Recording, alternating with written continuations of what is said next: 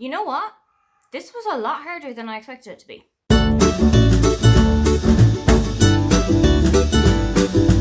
Hi, welcome, come on in. My name is Aoife, and today I am going to put a little bit of a twist on the if I had to keep 10 books tag. I have seen this around BookTube a couple of times. I think Hayley from Hayley and Bookland has done it. I think Rachel from Rachel Harris has done it. But I wanted to do something a little bit extra with it for the Irish Readathon this month. So I have decided to talk about 10 Irish books that I would keep if I had to give every other book that I own away. I've taken a look at some of the books that I have loved throughout my life, whether I read them as a child, if I read them as a teenager, if I read them in school, if they've made a big impact on me. And I have to admit, there is only one book on this list that I have actually not read yet, but I'm going to explain to you why I would still keep it anyway. Let's start with the first books that I would keep on my shelf, and these are books that I absolutely loved when I was a child. The first one, and it's kind of cheating because I would keep all three of the Under the Hawthorns series by Marita Conlon McKenna. These books are set in the time of the famine in Ireland, which was from 1845 to 1849. In that time, the population of Ireland, which before then had been 8 million people, something it's never reached again, plummeted. 1 million people died and almost as many, if not more, people emigrated across the world. And this story follows three children, Eilidh, Peggy and Michael, who are left behind when their parents either go out in seek of work or have passed away from hunger during the famine. They've heard of two of their mother's aunts who live right across the country, and they decide that they're going to take a gamble, try and survive as best they can, but make the journey from their hometown to where the aunts live. The series then follows on with Wildflower Girl and follows Peggy, who is the youngest child, on her journey on one of the so-called coffin ships when she takes a trip to America to make a better life for herself. The coffin ships were called so because many of the passengers who got on in Ireland didn't make it to the other side. The mortality rate on these ships was sky high. Then in Fields of Home, you're back in Ireland. Peggy, I think, has returned, and you're more following Eilidh and Michael, who are still left behind in Ireland and are also now adults and building lives for themselves. I remember the first time that I had ever read these books, or more so had the books read to me. I was in 4th class, so I would have been about 10 years old, and I vividly remember, it's almost burned into my brain by this stage, that my teacher was reading out the words of the book to me, and there is one sentence that I can still remember her saying to this day, including the inflections that she put on the sentence. If you want to know more about this book, I would really recommend checking out Naomi O'Reilly's episode of Juvenalia. This is a podcast in Ireland where people will come on and talk about something that they loved when they were growing up and it made a big impact on their lives. In this episode, not only does Naomi talk about the books and the series itself, but she also talks a little bit more about the history of the famine and its impact on Ireland to this day. I really recommend checking out not just the books, but also that podcast if you want to learn a little bit more. Another historical fiction book for kids that I would keep on the list is The Hiring Fair by Elizabeth O'Hara. This one is set a little bit later in the 1800s. It's in the 1890s, and you're following two sisters who grew up in Donegal, Katie and Sally. Sally is the eldest daughter of 3. She is 13 years old. And she's a little bit of a dreamer, but their lives are turned upside down when their father is in an accident one day. And in order to keep the family alive and to send money back home, Katie and Sally are sent to a kind of hiring fair where young girls are sold as scullery maids or kitchen maids or nannies or any kind of help around the house to more well-to-do families. And the salary that they would have made is sent back home to their families. I think I was about 9 or 10 again when I first picked this book up, and it really inspired a kind of a love of social history in me. I really love looking back at the social history of Ireland in like the 1800s, 1900s, because there was quite a lot of social change already in that time. And this book is a really great way to have a look at what life was like for the not so well-to-do families in Ireland at the time. Something great about this book particularly as well is that it has a glossary at the back of terms that people from Ireland might not be so familiar with, and also a kind of a glossary of people who are mentioned throughout the book, terms that are mentioned throughout the book, such as Home Rule, such as William Gladstone, such as Parnell, people and figures that you might not be familiar with as a 9-year-old who hasn't done a lot of studying of history. So then we'll go on to the books that I would keep from reading when I was a teenager. And the first one is Forget by Ruth Gilligan. Ruth started out as a novelist when she was maybe 15, 16, 17, that kind of late teenage area. And that really hit something for me because when I was younger, I fancied myself as an author. When my family got a computer when I was about 8, 9 years old, I would sit in front of it and just create stories about anything that came to my mind. I remember there was one that I set up. It was a series of 12 books of 12 friends who all had different star signs. So one of them was an Aries, one of them was a Taurus, and so on down the line. I think I abandoned it after the Gemini book, which doesn't make sense because I am a Cancer and I would have loved to tell my own story. Forget is about Eva, who is 17 and doing her Leaving Cert, which is the end of school exams in Ireland. She is from Dublin and her dad has just passed away. So she's got all of the stress of studying for her final exams, trying to come to terms with her father's death, and also just living her life on a daily basis. Eva's one of the popular girls in school. She's really well liked by all of her classmates, but she strikes up a kind of an unlikely friendship with Zach, who is also in her class, but not really seen as strongly as Eva is. He is a musician, he is a guitar player, and he's a little bit of a loner. I think this is the kind of relationship that I read quite a lot of when I was a teenager, but this one absolutely stood out to me so much. Ruth is still working as a novelist, and she is also a professor of creative writing at Birmingham University in the UK. I think so far she has written 2 books for adult readers, so you have got Nine Folds to Make a Paper Swan and you have got The Butchers, and I do believe that she has another adult book coming out either this year or next, so I am so excited to get my hands on. This one is kind of cheating because I was not a teenager when I read this. It came out in 2015 when I was already 23. But it is a YA book perfect for reading for teenagers. Asking for It by Louise O'Neill. This book has made such an impact on me, I can almost not describe it. It follows Emma, who is a very popular girl in her school in Cork and goes to a house party one evening and is sexually assaulted by a member of a sports team in the local area. The book then kind of turns into a whose side are you going to take, whose story do you believe, he said, she said narrative. The book opens up quite a lot of discussions about victim blaming, about slut shaming, about how we see people can kind of cloud our judgment when something happens to them, about how much of a pedestal we can put sports players on, not just amateur athletes, but also professional athletes.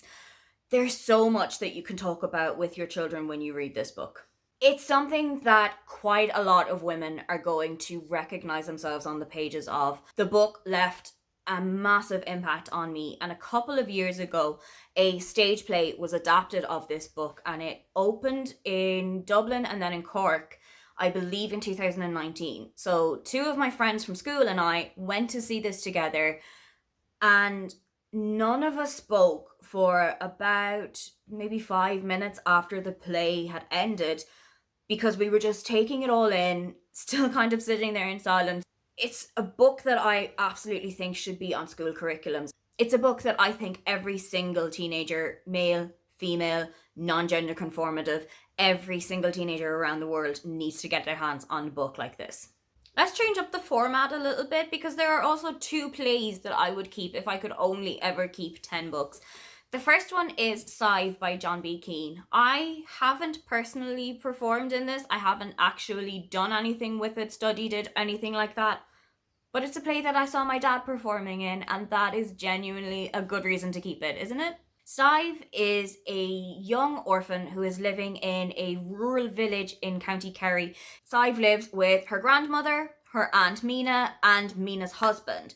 It's getting to the age of Scythe needing to settle down, look after her family. It's set in, I think, 1920s, 1930s Ireland, so it was quite common for women who were 18 to no longer be in education, to be settling down with a partner, either one that they found themselves or that their parents had picked out for them, and kind of set up a relationship in that sense. So a local matchmaker, Thomas Jean Sean Rua, this is the role that my dad played, is called in to marry Scythe off to an old man in the community called Sean Dota. He is about 50, 60 years old, and Scythe is in love with a young man in the community named Liam Scoob. Scythe and Liam's marriage is refused by her aunt and her uncle, and the play kind of develops on from there.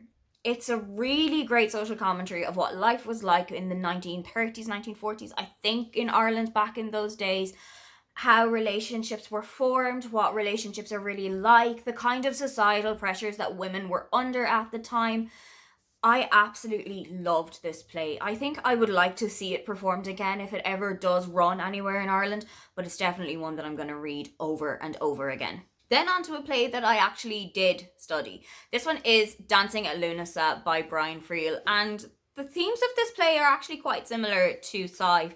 It deals with a family living in poverty in a very rural area of Ireland in the 1930s, except this time it's not in Kerry, it's all the way up north in Donegal. It follows the 5 Mundy sisters, Kate, Agnes, Rose, Maggie, and Christina. Christina's young son Michael also lives with them, and he acts as the narrator of the play. And also, having just moved into the house, is their brother Jack, who has just returned from Uganda, where he has been working as a missionary for the last 20 to 25 years. The school that Kate is working in is either downsizing or closing altogether, so she has lost her job as a school teacher, and that has significantly impacted the family's income. Then, to make matters a little bit more chaotic, Michael's father, Jerry, who is Welsh, turns back up again and is trying to involve himself in his son's life. Like Scythe, this is a really great social commentary on what Ireland was like at the time that it's set. Again, for the societal pressures that women are put under, for what it's like living in poverty, for the importance of religion. Example is that when Jack has returned, he's pretty much seen as a hero for having been in Uganda and spreading the word of the Lord for such a long time. I absolutely loved reading this play. My teacher, who read it out to us, completely brought it to life. He also involved quite a lot of people in the class to read sections of one of the characters, and I really loved seeing it brought to life. On to some books that I would keep from my adult reading. First is a book that was not released when I was an adult. I was about 5 years old when this book came out. I first read it in 2000 and I want to say 17, 18, and it has stuck with me ever since. I don't want to say it's one of my favourite books of all time, but it is up there. Rachel's Holiday by Marion Keyes. This book follows Rachel, who is living kind of a high-octane life in New York. She has a drug addiction, she has a problem with alcohol. One night, she has an accidental overdose and ends up in the Cloisters, a rehabilitation centre in Ireland, where she is brought by her parents to kind of get her life back on track. She has 3 weeks to go to group therapy sessions, figure out what her demons are, and try to overcome them. I think everybody should read this. Without exception, every single person. Marion Keyes, the author of this book, has also struggled with alcohol addiction in her own life and has been sober for, I believe, about 20, 30 years by now. You can tell that this is quite a personal book from Marion, and you can see just how much her own personal experiences shown on this page. It's probably one of her best books of all time. If not, it is her best book of all time. You know when a book is so good that words just fail you as to how good it actually is? That is how much I love this book, and I genuinely recommend everybody to read it. You will have probably seen that Again Rachel, which is set now 25 years after Rachel has come out of rehab, has just been released in February of this year. Absolutely go and pick these 2 books up and read them in very quick succession, because you are going to fall head over heels in love with not just Rachel, but the entire Walsh family. Then on to what is pretty much a cultural reset. The Oh My God, What a Complete Ashling series by Sarah Breen and Emer McLysaght. Again, I'm going to cheat slightly and bring the entire collection with me into my little bunker. I am not getting rid of any of the books in the Ashling series. As you can imagine, you're following the titular Ashling through her life, her loves, the ups, the downs, bereavements, work-related stress, job changes, everything you can think of that a woman in her late 20s, early 30s is going to go through. The idea for it started about 10 years ago when Sarah and Emer were studying together in Dublin. They lived in a tiny little apartment together. They came up with stories of a woman from down the country who wears brown mascara, brings her work lunch with her in a little brown Thomas bag, who goes to every single GAA match that is on, focusing on her team, who loves nothing more than a 3-course meal and a full dinner dance with like really fancy dresses and makeup and everything. Then they set up a Facebook group, and that rose to about 80,000 people part of it. And they jumped on a book deal, and I am so glad that they did. Quite a few of the books have come out since I've actually left Ireland, and this has been such a wonderful way to reconnect with home when I haven't been able to travel back home as easily the last few years. I've just been able to pick up the Ashland books and feel just like I am sitting in my very own, very small community in Ireland where everybody knows everything about everyone. I will say that the books are very specifically Irish. There is a friend of mine that I tried to explain the concept to a couple of weeks ago, and I don't think it would have been the book for her because there would have just been a little bit too much lost in translation. But if you are an Irish person yourself, you are going to recognise so much of yourself in Aisling and in the pages of this book. A wild card. I haven't read this book, but I have a feeling that when I have read this book, it's going to be one of those books that I refer to constantly or go back and read about 1 billion times a year. Mother Folklore by Darach Ó Séide. Darach is an activist for the Irish language. He writes quite a lot of columns for one of our online papers about words and etymology in the Irish language, their uses in day-to-day life, how they were formed, why they're formed so. He also runs a Twitter account called The Irish For, which gives you an Irish translation for words that might come up in the zeitgeist at the moment, such as the Irish word for Pancake Tuesday, which was just last week, such as the Irish word for book on World Book Day. There are so many things that I love about this because it just spreads use of the Irish language, normalizes use of the Irish language, and gives people a bit more of an insight into how to use it in their day-to-day lives. Darach also hosted the Mother Folklore podcast, where he and his co-presenters would talk about, once again, matters to do with the Irish language, such as the uses of the Irish language in day-to-day life, Irish names for babies, either boy or girl names, how Irish is used in the north of Ireland.